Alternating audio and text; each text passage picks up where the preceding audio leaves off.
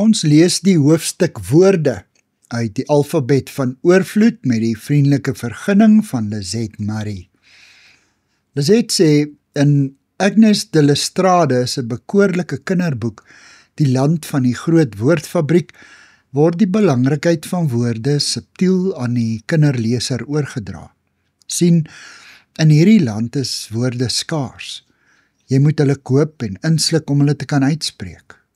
Sommige is onbetaalbaar en kan net deur die rykes bekostig word. Wat dit dan met selfvoldane meerderwaardigheid uitspreek. Die skrywer sê dan ook, praat is duur in die land van die groot woordfabriek. Mense wat nie geld het nie, soek soms in asblikke na weggooi woorde. En in die lente kan jy 'n klomp goedkoop woorde by uitverkopings kry. Op winderige dae vang die kinders soms woorde met 'n skoenlapper net. Saans, tydens aandete, spreek hulle dan hierdie woorde uit, tot hulle ouers se groot verbasing en trots. Die hoofkarakter Daniel bære 3 woorde wat hy in sy net gevang het. Hy spaar dit vir 'n spesiale dogtertjie. 'n grootpraterige, ryk seun spring hom egter voor en bulder selfversekerd, ek het jou lief met my hele hart, my Hanlie. Eendag as ons groot is, gaan ek met jou trou. Die woorde laat Daniel terugdeins. Hy besef dat hulle 'n fortuin moes gekos het. Tog waag hy dit om sy 3 eenvoudige woorde uit te spreek. Kersie, stof en stoel.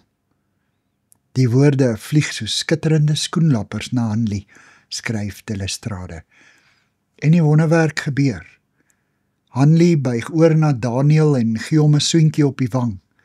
Sy het nie 'n magdom woorde nodig gehad om sy opregte hart te hoor nie. In die Mary Ann Sheffer blitsverkoper, The Guernsey Literary and Potato Peel Pie Society, erken een van die karakters hoe moeilik dit vir haar is om in die geselskap van iemand te wees by wie sy nie weet wat om te sê nie. Of erger, iemand by wie sy nie in stilte bloot net kan vertoef nie.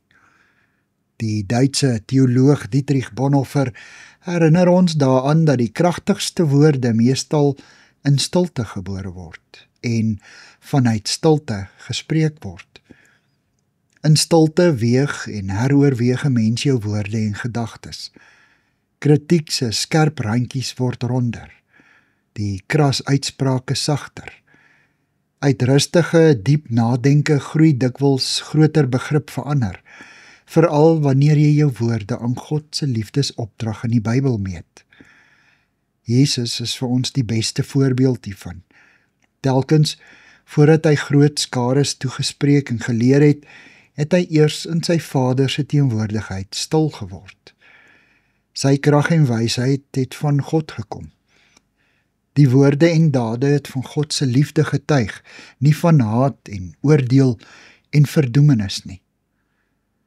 Wanneer Juliet, die hoofkarakter in The Guernsey Literary and Potato Peel Pie Society, die eiland Guernsey besoek om die storie agter die boekklap uit te vind, loop sy haar teen 'n verbitterde, veroordelende Adelaide Addison vas, wat geen goeie woord vir enigiemand het nie.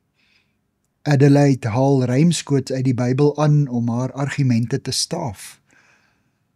Hierop antwoord Juliet, hierdie boek handel oor die liefde, en jy gebruik dit om te oordeel?